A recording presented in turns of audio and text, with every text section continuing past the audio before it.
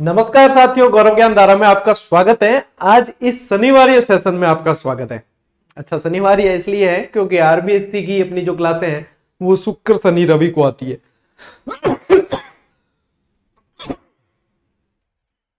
पहले ही खांसी start. Sorry, वैसे सॉरी कहना नहीं चाहिए क्योंकि परिवार के लोगों के बीच में फॉर्मेलिटी की जाए तो अच्छा नहीं रहता। लेकिन क्या है, आप लोग फैमिली है हमारी, लेकिन कुछ लोग नए नए भी आते हैं जो फैमिली बनने में समय लेते हैं, तो उनके लिए मान के चले। आप लोगों को तो पता है मेरी सारी आदतें आप जानते हो। तो इस अध्याय में ये कक्षा 7 का 7वां अध्याय है। ठीक है, तो इसमें किसान आंदोलन तक अपन पढ़ चुके हैं। आज के इस क्लास के अंदर अपन पढ़ेंगे जनजातीय आंदोलन। अब जनजातीय आंदोलन में मुख्यतया आरबीएससी के अकॉर्डिंग चल रहे हैं अपन, ताकि आपके मन में एक जो वो शंका रहती है ना, हमने आरबीएससी नहीं पढ़ी, वो वाली शंका बिल्कुल दूर हो जाए। आरबीएससी के अकॉर्डिंग चल रहे हैं, तो इसमें अपन को मुख्यतया पढ़ना है गोविंदगिरी और मोतीलाल तेजावत और एक मीणा जनजाति से संबंधित अपने को फैक्ट पढ़ने हैं। जो क्रिमिनल ट्राइब एक्ट लागू हुआ, जरायम पेशा कानून हुआ, इनसे संबंधित चीजें पढ़नी है। पढ़नी तो क्या है, लगभग समझ के जाओ कि ये 20-25 मिनट की जो क्लास होगी उसमें याद कर दोगे। उसके बाद में आपको इतना मतलब जूझना नहीं पड़ेगा, संघर्ष नहीं करना पड़ेगा। ठीक है, चलिए आते हैं अपन सीधे ही क्लास पे। अब देखो, अभी हाल ही में रिजल्ट आए तो बहुत सारे विद्यार्थियों को खुशखबरी मिली है और कुछ विद्यार्थी हताश भी होते हैं। हताश निराश ये नहीं होना है। विद्यार्थियों को हमेशा किसी न किसी चीज से सीखना चाहिए। यदि सफलता हासिल करनी ही है, मन में ठान रखा है कि लेनी है, तो देखो आपको सीखना पड़ेगा। यदि क्या हाँ सर अब तो नहीं ली जाएगी, हमसे नहीं होगा, तो फिर आपको कहीं ना कहीं दूसरा काम देखना पड़ेगा। दोनों ऑप्शन अपने साथ में लेके चलने होते हैं हमेशा ही। तो यदि क्या हाँ हमें तो लेनी तो सरकारी नौकरी ही है, तो फिर सीखिए, जिनका सिलेक्शन हुआ है उनसे सीखिए। कि जो देखो जो सिलेक्ट हो जाते हैं वो कभी भी फिर ये नहीं कहते कि पेपर लीक हुआ होगा या वो हुआ होगा, या क्यों, उन्होंने मेहनत उस ढंग से की होती है। उनको पता होता है कि क्या हमने कितनी मेहनत की, कितना एफर्ट दिया। इस चीज को एक्सेप्ट करना बहुत मुश्किल होता है कि मेरा सिलेक्शन नहीं हुआ और मेरे दोस्त का हो गया, लेकिन धीरे धीरे आपको समझ में आता है कि मैंने कहां कमी रखी और इसने कहां कमी नहीं रखी। तो उन चीजों पे यदि अभी से वर्क करना शुरू कर दोगे, ठीक है। ज्यादातर विद्यार्थियों का 80% 70% विद्यार्थियों का समय किसी की कमी निकालने में चला जाता है, जबकि होता यह है कि वो समय जाना चाहिए अपनी कमी निकालने में, कि हमारे अंदर क्या कमी है उस पर वर्क करना है। जो इस पे वर्क करता है वो सिलेक्शन ले लेता है, जो दूसरों की कमियां देखता रहता है उसके अंदर भी कहीं ना कहीं बची हुई रह जाती है, क्योंकि उस पे वर्क नहीं किया होता। तो ये क्लास के स्टार्ट की थोड़ी सी मेरी बकेती थी जो आपने सुन ली। अब आते हैं अपन क्लास के ऊपर, ठीक है। ने कई जना कहीं गुरु जी थे विद्वान बन रहे हो, ए सब चीजा मैं जाना थे, तो खाली पढ़ाने का काम करो। आया की बात है, पढ़ाने आयो ना पढ़ाओ, बस सीधी बात, ठीक भाई। चलिए, राजस्थान के जनजातीय आंदोलन। अच्छा, ये बताने की आवश्यकता नहीं होनी चाहिए कि जनजाति किसे कहते हैं या राजस्थान में कौन कौन सी जनजातियां हैं, फिर भी बता देता हूं क्योंकि ये 7वीं कक्षा की क्लास है, तो 7वीं कक्षा के अनुसार चलते हैं। जनजातियां मतलब कि एक तरीके से कहा जाता है मूल निवासी, जो जिन लोगों का मतलब एक तरीके से जो हाशिए पर थे, हाशिए यानी कि समाज से एक अलग धारा पे, उनको मतलब पहाड़ों में रहते थे और पहाड़ों में ज्यादातर उनका जीवन वहीं उस संस्कृति में ही निकला है। और मैं जहां तक मेरी नजरों में मानता हूं तो संस्कृति के असली पोषक जो है वो जनजाति के लोग हुआ किए, ठीक है ना। इसमें क्या है, इसमें बहुत सारी जनजातियां, भील, मीणा, गरासिया, डामोर, कथोड़ी, कंजर वगैरह खूब सारी आती है इसके अंदर।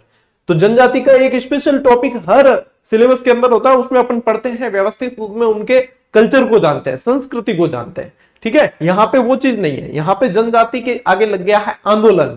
तो यानी कि इन्होंने अपने समाज के लिए क्या संघर्ष किए हैं, वहां से अपन को चीजें पढ़नी है। और संघर्ष क्यों करना पड़ेगा, क्योंकि इन्हें कहीं ना कहीं परेशान किया जाएगा तभी कोई आंदोलन करेगा। अच्छा, बेरोजगार आंदोलन क्यों करते हैं, क्यों बेरोजगारों को भी परेशान किया जाता है। वैकेंसी नहीं आती, वैकेंसी आती तो रिजल्ट नहीं आता, रिजल्ट आता है तो डिलीट कर देते हैं प्रश्न वगैरह बहुत सारे, फिर क्या क्या आंदोलन करो, हुंकार भरो।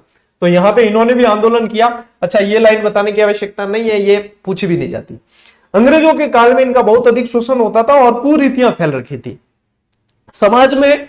अच्छा, जनजातियों के अंदर ये भी है, कुरीतियां भी बहुत फैल रखी होती है, ठीक है। कुरीतियां में क्या है, कुरीतियां में बहुत सारी कुरीतियां होती, सती प्रथा की, अपने कन्यावध हो गया, ये सारी चीजें कुरीतियों में ही है, बाल विवाह वगैरह सब। इनके अलावा मतलब दूसरी और चीजा के दारूड़ो आरूड़ो पीणो ये भी कुरीतियां ही है, कुरीति है एक तरह की, दारू पिलाना किसी को, ठीक है ना। अब दारू का तो चलन ऐसा है कि हर जनजाति में क्या हर जाति में ही चलता था, ठीक है, आज भी चल रहा है कि खुशी हो या गम हो के 2 पैक तो लगा के कैसा असर होता है।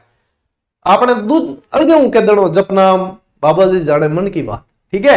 यानी कि ये क्या है एक तरह की मतलब दारू के फायदे गिनाने वाले जिसको पिलाना होगा ना वो फायदे इस तरीके से गिनाएगा कि वास्तव में जो है नहीं पीने वाला भी फैन हो जाए कि ध्यान अपा चूक रही है जिंदगी में आन के क्या बता, उसको कह देना सीधी सी बात, मेरी जिंदगी से जाने का क्या लोगे तुम, ठीक है ना, गीत सुना होगा आपने, तो ये उसको कह देना जो आपको फोर्स करे। कई जनसेवकों और समाज सुधारकों ने इनमें जागृति के काम किए, जिसमें से अपन आज जो पढ़ेंगे उसमें मुख्य अपन पढ़ने वाले हैं गोविंद गिरी और मोतीलाल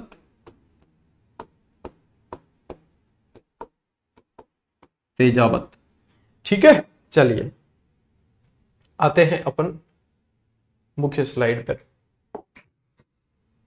सबसे पहले ये जो है अपनी ये वाली स्लाइड मुख्यतया समर्पित रहेगी गोविंद गिरी जी को, ठीक है। अब देखो भील आंदोलन, अब भीलों के लिए क्या सिर्फ गोविंद गिरी जी ने मतलब इनको सहयोग किया या इनके लिए कार्य किया, नहीं, इन्होंने भी किया, मोतीलाल तेजावत ने भी किया है, ठीक है। लेकिन यहां पे यानी कि भीलों के लिए यहां पे जो अपन पढ़ेंगे मानगढ़ धाम से संबंधित चीजें वो गोविंद गिरी से संबंधित है। देखो गोविंद गिरी क्या थे, एक भीलों के लिए प्रयास इन्होंने बहुत सारे किए हैं कुरीतियों को दूर हटाने का। तो जो व्यक्ति किसी समाज के लिए अच्छा कार्य कर रहे वो उनके लिए श्रद्धा पुरुष हो जाता है, ठीक है। ये मैं नहीं कह रहा हूं, श्रद्धा पुरुष यहां पे इसमें लिखा हुआ है, ये मानगढ़ के वहीं पे लगा हुआ शिलालेख का फोटो है। तो श्रद्धा पुरुष यानी उनके अंदर बहुत श्रद्धा होती है, जिसके अंदर श्रद्धा होगी उसके लोग बन जाएंगे भगत। क्या बन जाएंगे? भगत। तो इन्होंने एक पंथ चलाया जिसका नाम था भगत पंथ या भगत आंदोलन कहा गया, भगत आंदोलन। आप लोगों के साथ भी ऐसा होगा कि जिस शिक्षक से आप ज्यादा विश्वास करते हो उसका मतलब पूरा पक्ष रखने की कोशिश करते हो, तब जो एंटी पार्टी होगी वो कहते सीधो कहते मुन्ने माते तू भगत मत बन। यानी कि इसके लिए जो भगत बन रहा है उसके लिए वो श्रद्धा पुरुष है, उसके अंदर उसकी पूरी श्रद्धा है, ठीक है। तो ये चीजें इस तरीके से आप याद रख सकते हो, भगत पंथ भी कह देते हैं, भगत आंदोलन भी कह देते हैं। एक चीज यहां से क्लियर हो जाए, सीधा पूछ ले कि भगत आंदोलन तो गोविंद गिरी, ठीक है। दूसरी चीज देखो जागृति लाने के लिए मुख्य भूमिका निभाई, ये सब ठीक है। अब यहां पे थोड़ा सा मैं है ना आपका ध्यान लेकर जाऊंगा गोविंद गिरी जी पे।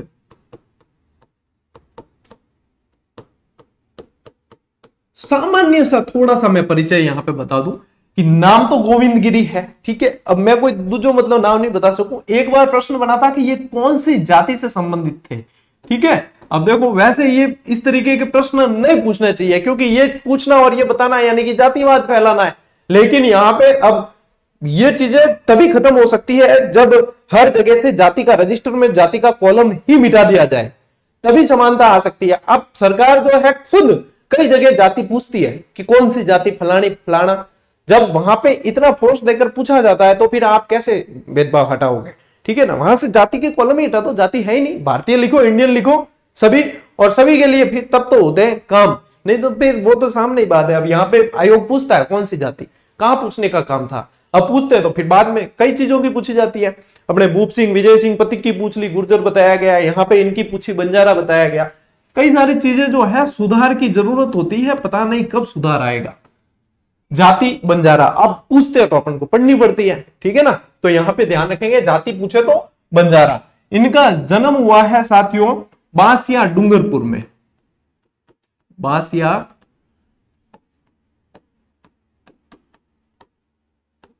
डूंगरपुर। एक इनकी धूनी से संबंधित प्रश्न अभी अभी में 2 बार बना है और उससे पहले भी मैंने कई सारी क्लासेस में बताया, वापस बता रहा हूं, ठीक है। धूनी है इनकी बेड़सा डूंगरपुर, बेड़सा डूंगरपुर। याद रह जाइए, अगर याद नहीं रहे ना तो एक आसान तरीका बताऊं, ठीक है, कि इसको याद करना ही है, बस यही है। याद नहीं रहे ना तो भी याद करना है क्योंकि बहुत ही मोस्ट इंपॉर्टेंट है। अच्छा याद नहीं, चलो तरीका बता ही देता हूं। ये थे बंजारा, ठीक है। यहां पे देखो B3 है, B3 बंजारा बासिया बेड़सा, ठीक है, तो इस तरीके से याद कर लेना। अब देखो एक चीज और आपको बता रहा था, ये हो गया इनके गुरु। यदि गुरु इनके पूछे जाए आपको, तो गुरु थे राजगिरी जी। ये चीजें सब ध्यान रखनी है, राजगिरी जी तो थे, लेकिन यदि यूं पूछ ले कि प्रेरणा स्रोत गोविंद गिरी जी ने किससे प्रेरणा ली, प्रेरणा स्रोत कौन थे, तो ध्यान रखना दयानंद सरस्वती। ठीक है, दयानंद सरस्वती प्रेरणा स्रोत थे। अच्छा, थोड़ा सा इसके अंदर मैं आपको बता दूं, चलो जन्म बताया तो ये भी ध्यान रख लेना, जन्म हुआ 1858। ठीक, ये तो याद रह जाएगी, नहीं रही तो भी करना है। इन्होंने संप सभा की स्थापना की। देखो कई विद्यार्थियों को ये पता नहीं होता कि इस संप का नाम मतलब क्या है, सीधा रट्टा मारते, संप सभा की स्थापना गोविंद गिरी, संप सभा की स्थापना गोविंद गिरी, संप सभा, ऐसे नहीं करना है। सबसे पहले अपन ने क्या पढ़ा कि जनजातियों के अंदर क्या थी, भेदभाव था, थोड़ा सा मतलब यूं कुरीतियां थी, ये चीज पढ़ा, भेदभाव नहीं कुरीतियां। कुरीतियां यानी कि कुरीतियां क्या, दारूडो पिला दियो, ठीक है, दारूडो पिला घुमा टेक दिया कि नहीं, यानी झगड़ो हुआ, झगड़ो हुआ बस दुश्मनी पाले। तो यहाँ पे इन्होंने क्या किया, जिनके अंदर झगड़े हैं, जिनके अंदर कुरीतियां हैं, उनको कहा कि आप लोग साथ में रहो, ठीक है। और मारवाड़ी इन क्या करे कि हम पूरो, ठीक, क्या गए कि हम पूरो, हम यानी संप, संप यानी कि साथ में रहो, ठीक है, इसका मतलब ये होता है। तो इन्होंने संप सभा की स्थापना की। यदि पूछे संप सभा की स्थापना कब की है, तो संप सभा की स्थापना 1883 में इन्होंने संप सभा की स्थापना की, ठीक है। फिर इसके बाद में इस संप सभा का प्रथम अधिवेशन जो होता है वो 1903 में होता है। इस संप सभा का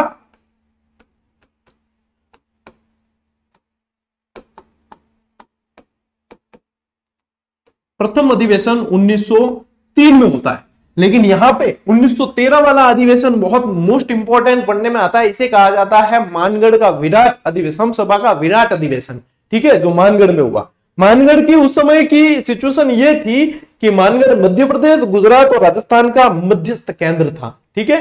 तो यहां मतलब कई बार आप लोग ये पढ़ते हो कि मानगढ़ की पहाड़ी गुजरात, तो उस समय सीमाएं देखो बाद में काफी सारी डिसाइड हुई है, ठीक है। तो फिर मानगढ़ की पहाड़ी, अब वर्तमान में अपन जब मानगढ़ धाम पढ़ते हैं वो बांसवाड़ा के अंदर है। तो ये चीजें जो है आप लोगों को समझनी पड़ेगी, इसलिए कहा जाता है कि टप टप टप टप किए बिना क्लास देखा करो, काफी सारी चीजें अंदर क्लियर की जाती है। इसको स्किप बिल्कुल भी नहीं करना है। यदि मेरी क्लास में हो, चाहे मैं बकैती भी कर रहा हूं, ठीक है, मैं चाहे कुछ भी अनर्गल भी बोल रहा हूं, लेकिन उसमें से भी शायद कहीं ना कहीं काम की कोई चीज निकल जाएगी। तो दूध देने वाली गाय की लात भी सह लिया करो और सुन लिया करो, कहीं ना कहीं आप लोगों के काम ही आने वाली है। कुल मिला इनको पैया टिकट लागे को मेरे मने थे हुण भी लियो तो भी थाने कोई चार्ज लागे को गुरुजी मेरी टिकट लाग रही हो, पाछो लाग रही एड तो है कौन, थाने खाली पढ़नो ही है ना, तो सुन लिया करो, कहीं ना कहीं काम की चीजें आएगी, फिर पूछना नहीं पड़ेगा। नहीं तो फिर ज्यादातर कमेंट में डाउट वही पूछते हैं जो स्किप करके देखते हैं, तो स्किप करके नहीं देखें, ठीक है। देखो 1903 वाला बता दिया, ये कंफ्यूजन वाला थी चीज, ठीक है। 1913 में हुआ है, ये जो हुआ है ये 1913 के अंदर, ठीक है। तो यहां पे ये ध्यान रखना मानगढ़ का विराट सम्मेलन हुआ है। अब देखो यदि पूछे, ये वैसे शुरू हो गया था अक्टूबर 1913 में, लेकिन यहां पे एक हत्याकांड होता है मानगढ़ धाम वाला ये। तो यहां पे जो हत्याकांड हुआ है मानगढ़ धाम, उसके अंदर आपको कुछ नहीं करना है। इसके अंदर ये वैसे मैं आपको बताऊं तो 17 नवंबर 1913 में हुआ है और इसके अंदर 1500 लोग मारे गए, 1500 लोग मारे गए। एक अच्छा तरीका बताऊं याद करने का, कि मैं जस्ट ऐसे ही पढ़ रहा था तो मेरे दिमाग में आया कि इसके अंदर जो मैंने तारीख बताई है यहाँ पे 17 नवंबर 1913, इसके अंदर सारी विषम संख्याएं। देखो सबसे पहले 11, फिर ध्यान रखना 13, फिर ध्यान रखना 15, ठीक है, फिर ध्यान रखना 17। और क्या समानता आई कि सब में 2 जोड़े हुए हैं। देखो 11, 13, 15, 17। अब ये क्या है 11, 13, 15, 17? 11 यानी कि नवंबर में हुआ है, ठीक है, 11वां महीना। 13 यानी कि 1913 में हुआ है, ठीक है। 17 यानी कि 17 तारीख है और 15 यानी कि 1500 लोग मारे गए। जब यदि सोचा जाए तो सोच उस लेवल की यदि रखो तो आपको रास्ते ही रास्ते दिखते हैं, नहीं सोचोगे तो रास्ते दिखेंगे नहीं। तो इस तरीके से भी याद रह जाएगा, ठीक है। अब तारीख यदि एग्जाम में पूछी गई भूलोगे नहीं, ये बात पक्की है। तो ये मानगढ़ हत्याकांड हुआ था, जिसे मतलब राजस्थान का ये कहा जाता है कि जलियावाला कांड जो था, राजस्थान का जलियावाला कांड भी कह देते हैं। जलियावाला कांड से भी मतलब इससे भी ज्यादा यहाँ पे नरसंहार इस तरीके का हुआ। आप कई जने कहते हैं कि सर इसकी तुलना जलियांवाला हत्याकांड से कैसे हुई, ये तो पहले हुआ 1913 के अंदर आप बता रहे हो, और जलियांवाला बाग हत्याकांड 1919 में हुआ। तो इन थान में वही कहना चाहूं कि अपार है नहीं इतो भी हल्लो दिमाग नहीं लगानो, अपा जेम्स बॉन्ड बनान तो सिलेक्शन नहीं हुए, अपार खाली सिलेक्शन लेना है। सिलेक्शन अपन इतिहासकार कह दियो कि इसकी तुलना जलियांवाला बाग हत्याकांड से की जाती है। अब इतिहासकार लिखे चला गया स्वर्ग, अपा बार जान पूछ नहीं सका कि स्वर्ग में बैठा बैठा भाई साहब थे यूं क्यों लिखियो अपार खाली याद करना है, ठीक है। ज्यादा अगर दिमाग लगाने की कोशिश करो या विद्वान बनने की कोशिश करो तो मैं हकीकत बात कहूं बिंगवाद में मतलब सवाल जो है सही होने का चांस बहुत कम हो जाया करे। जहां सब किताबों में लिखा हुआ है तो अपन को याद रखना है। मेरे कई कमेंट आते सर ऐसे कैसे कर दिया, अरे थे विद्वान बाद में बन जाओ, पहला एक बार नौकरी में चले जाओ और बेरोजगारी को टैग हटा दो। बिंग बाद में विद्वान बनो नहीं तो दुनिया ही पूछ ली, ठीक है। बिंग बाद में वो एग्जामिनर यूं नहीं पूछे कि थे इन क्यों करियो, ओ बट लिखना पड़े आरएस में, और थे टीचर वैकेंसी करो तो बिन की जरूरत नहीं है, ठीक है। चलिए, भगत आंदोलन के प्रवर्तक भी गोविंद गिरी को माना जाता है, मैंने बता दिया। अच्छा, ये जो है मानगढ़ के वहीं पे लगा हुआ ये अभिलेख है, तो ये इसमें क्या है, मानगढ़ धाम क्रांति चलना, ठीक है। चलिए, इसमें से काम की चीज ये है कि मेजर सटन का नाम इसमें दे रखा है, कर्नल सटन, ये काम की चीज है, ठीक है। क्या लिख रखा है, कर्नल सटन।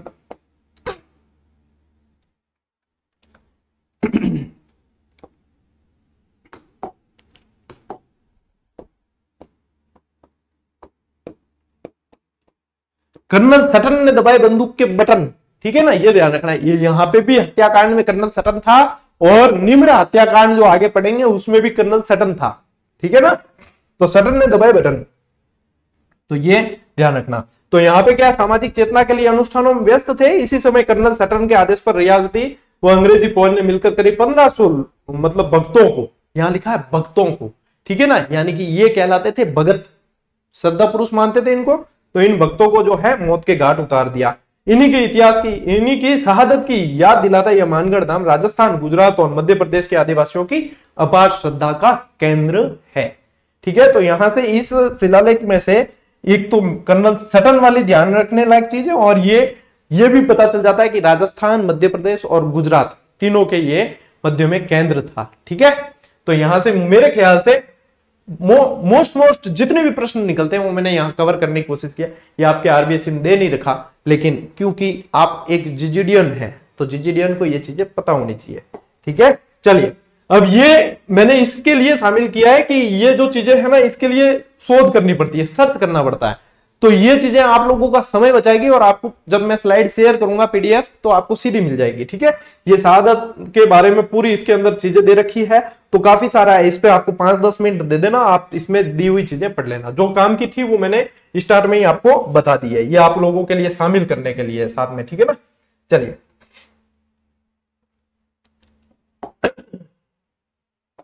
हाँ, ये जो आप दुर्लभ सा फोटो देख पा रहे हो ये है मोतीलाल तेजावत, ठीक है। इधर वाले मोतीलाल तेजावत का उस समय का फोटो है। देखो आप लोगों के लिए कितनी मेहनत करते हैं, ठीक है। करा कि नहीं करा, क्या गुरु जी करो तो बार बार कहो क्यों, तो कहना यूं है कि जो भाई पया लेन भी लोग कहते तो अपार फ्री में कहो ना, बार दूध देने वाली गाय लात भी सहन कर लिया करो, तो कर लिया करो थोड़ो, ठीक है। चलिए, आते हैं अपन मोतीलाल तेजावत। अब जब जन्म की बात की है, ठीक है ना, किसकी, मोतीलाल तेजावत, तो जब जन्म की बात अपन ने गोविंद गिरी की भी की थी, तो इनकी क्यों नहीं करें। तो इनका जन्म हुआ है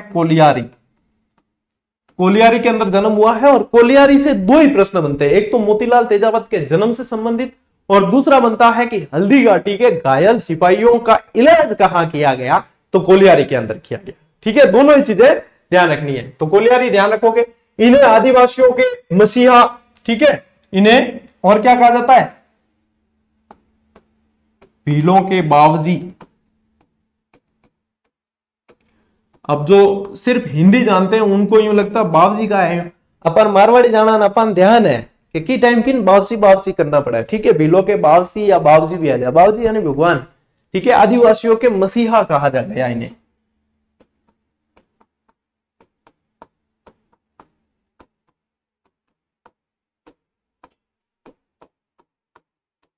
आदिवासियों के मसीहा। मात्र कुंडिया से आदिवासियों के लिए इन्होंने आवाज उठाई, ठीक है। मात्र कुंडिया से इन्होंने आवाज उठाई है, 1921 की बात है, ठीक है ना। इसके अलावा इन्होंने एक ही आंदोलन चलाया है, एक ही आंदोलन इन्होंने चलाया। एक ही आंदोलन का मतलब है एक तरीके से कि एक हो जाओ, आप एक हो गए तो ही आपकी मांगे मानी जाएगी। यहां पे एक ही आंदोलन में इन्होंने मेवाड़ की पुकार नाम से मेवाड़ के महाराणा को 21 सूत्री मांग पत्र दिया और इस मांग पत्र का नाम था मेवाड़ की पुकार। और इसमें से साथियों 18 मांगे मानी गई। आने वाले समय में यह प्रश्न बन सकता है। अब ये मेवाड़ की पुकार, एक ही आंदोलन, ये सारी चीजें जो है कई बार बनी, थोड़े से पुराने हो गए। वैसे ओल्ड इज गोल्ड है, नो डाउट, लेकिन थोड़ी सी हो गई ये पुराने। आने वाले समय में यह पूछा जा सकता है कि इनमें से 21 सूत्री मांग में से कितनी मानी या कितनी ठुकराई। तो ठुकराई पूछे तब तो 3, क्या नहीं मानी पूछे तो 3 और मानी पूछे तो 18। ठीक है, ये चीज आने वाले प्रश्न पर ध्यान लेकर जा रहा हूं, ध्यान रखना। देवल, ये देवल की जगह वैसे देवलिया क्षेत्र वही है, डूंगरपुर बांसवाड़ा वाला। देवल डूंगरपुर बांसवाड़ा के भीलों को संगठित करने का श्रेय भोगीलाल पंड्या को और हरदेव जोशी को जाता है।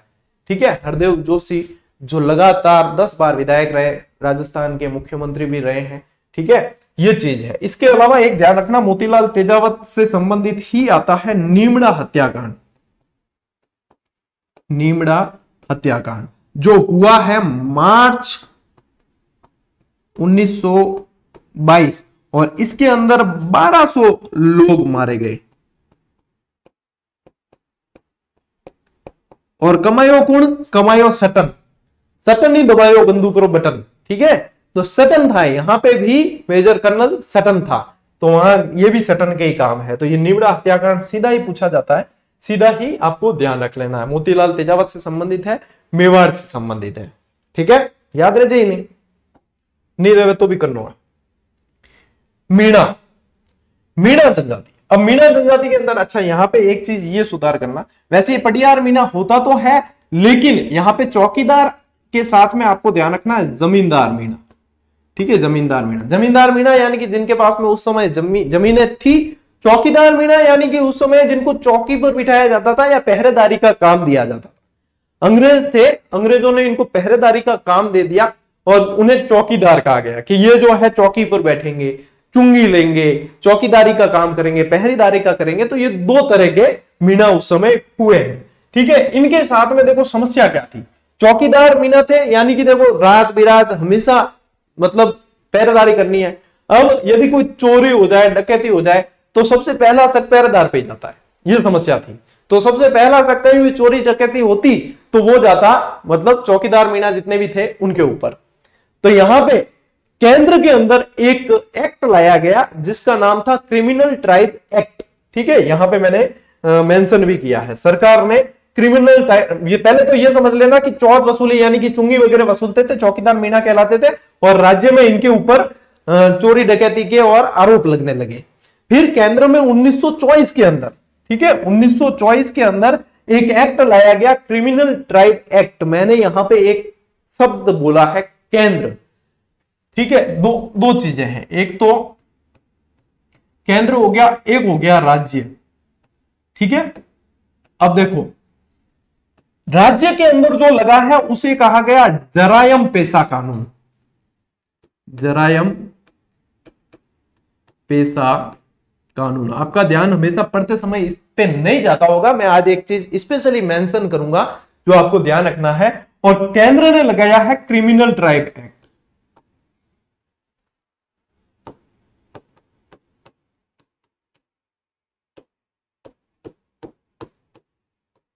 मात्रा पे मत जाना, गलत हो सकती है। ठीक है, क्रिमिनल ट्राइब एक्ट। अब यहां पे आपको यह ध्यान रखना है कि सेंट्रल का क्या है, ये क्या है सेंट्रल। तो सेंट्रल में क्रिमिनल। ठीक है, किस लिए मैं सेंट्रल इंग्लिश पे क्यों आया हूं, मेरी इंग्लिश इतनी कमजोर होते हुए भी इंग्लिश पर क्यों आया हूं, आपको याद करवाने के लिए कि सेंट्रल के अंदर क्रिमिनल ट्राइब एक्ट लगा है और राज्य यानी कि राज्य में सीधे आ जाएगा जयपुर, क्योंकि बाहुल्य क्षेत्र वही है और जयपुर द्वारा लगाया गया है जरायम पेशा कानून। ठीक है, ये 1930।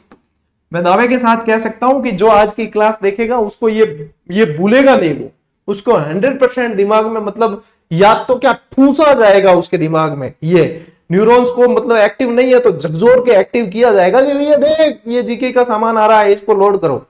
तो यहाँ पे ये ध्यान रखना है जरायम। मैं पहले इसे सही ढंग से नहीं पढ़ता था, जयराम पेशा कानून कहते था। मैंने एक क्लास भी शायद दे दी थी यूट्यूब पर ही, जिसमें मैंने पूरी क्लास में जयराम पेशा कानून, जयराम पेशा कानून ही कहा। फिर एक विद्यार्थी ने मेरे आंखें खोली कि गुरुजी ये तो मैं जहां जहां पढ़ता हूं वो तो जरायम है, आप जयराम कहते हैं। अरे मैं कि यार इतने सालों में मैंने इसको जयराम ही, हालांकि सवाल उससे गलत नहीं होता था लेकिन है जरायम।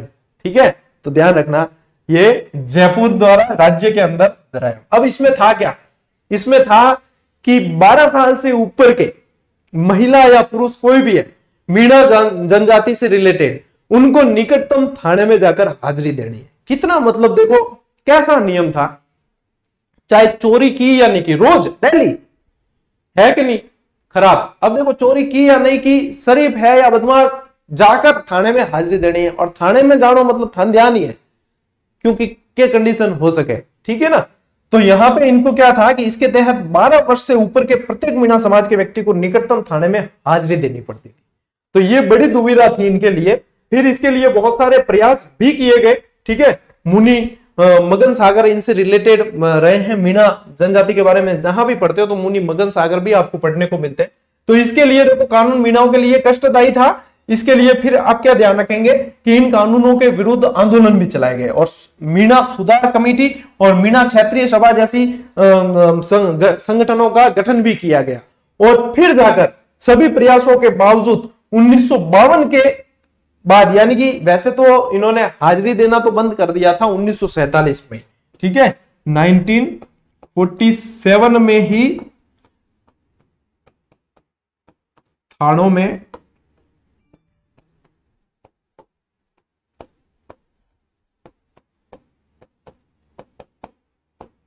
बंद कर दिया, लेकिन लीगली जो है इसका अंत नहीं हुआ था। ठीक है, तो लीगली जो है पूर्णतः रूप से 1952 के अंदर इस कानून को समाप्त किया गया है और मीणा जनजाति के जितने भी लोग थे उनको मतलब एक तरीके से रियायत मिली और उनको मतलब एक तरीके से न्याय मिला है। तो ये था आपके मीणा जनजाति से संबंधित आंदोलन। अब यहाँ पे अपन ने गोविंद गिरी पढ़ लिए, ठीक है, मोतीलाल तेजावत साहब को पढ़ लिया और मीणा जनजाति से संबंधित आंदोलन पढ़ लिया। था क्या कि आरबीएससी की 7वीं का छोटा सा एक चैप्टर का थोड़ा सा भाग है। यदि आप देखोगे, आप खुद उसको पढ़ने जाओगे तो मुश्किल से आपको 10-15 मिनट लगेंगे। ठीक है, लेकिन उस चैप्टर को याद क्या करना है और बहुत सारी चीजें जो इसके साथ में चलती है वो क्या होती है, वो अपन ने इस क्लास के जरिए पूरी तरीके से अपने अंदर उतार ली है। ठीक है ना, तो अब आप लोगों का काम है, देखो जितने नियमित रहोगे निश्चित रूप से फायदा आप लोगों का ही है। और जिन सक्सेस लोगों के आप स्क्रीनशॉट देख रहे हो इतने सारे कि सर इतने सारे स्क्रीनशॉट आप भेज रहे हो, क्या सिलेक्शन सारे आपसे ही हो रहे हैं? नहीं, कभी भी मैं इस चीज को नहीं कहता हूं कि ये सिलेक्शन सिर्फ मैंने करवाए या बच्चे सिर्फ मेरे से पढ़ रहे हैं, हो ही नहीं सकता। ऑनलाइन के दौर में बच्चा कहीं से भी पढ़ता है, बहुत सारी जगहों से पढ़ता है। ठीक है, तो उसमें ये उनके ऊपर है कि विद्यार्थी अपने श्रेय देते हैं हमें। मैं तो विद्यार्थियों का बड़प्पन मानता हूं, क्योंकि मेहनत तो एक्चुअली सिलेक्ट होने वाले विद्यार्थी की ही पूरी होती है, श्रेय भी उसी को जाता है। ठीक है, शिक्षक की भूमिका मार्गदर्शक की थी तो हमने मार्गदर्शन किया और अच्छा कंटेंट प्रोवाइड करवाया, लेकिन पढ़ना तो विद्यार्थी को ही पड़ता है, तो इसलिए इसका क्रेडिट भी उन्हें जाता है। अब ये क्रेडिट आपको लेना है और आपको इन स्क्रीनशॉट में जगह बनानी है, तो आप लोगों को अभी से बिना समय को व्यर्थ किए एक अच्छी रणनीति के साथ में लग जाना है और तब तक नहीं छोड़ना है, तोड़ेंगे नहीं तब तक छोड़ेंगे नहीं, कहते हैं ना। तो वो दशरथ माजी वाला आप लोगों के अंदर जज्बा होना चाहिए कि जब तक तोड़ेंगे नहीं तब तक छोड़ेंगे नहीं, सफल होंगे तभी जो है दम लेंगे। ये जज्बा यदि जाग गया, वैकेंसी आने तक आप लोग कोर्स कंप्लीट कर लो, वैकेंसी आने के बाद दे रिवीजन दे रिवीजन दे रिवीजन, कोई नहीं रोक सकता। ये चीज बहुत कम लोग कर पाते हैं और जो करते हैं वो सिलेक्ट हो जाते हैं। इतने में ही सार है, समझ जाओ, बढ़िया है। मिलते हैं साथियों अगले वीडियो में, अगली क्लास में, तब तक के लिए राम राम, जय हिंद।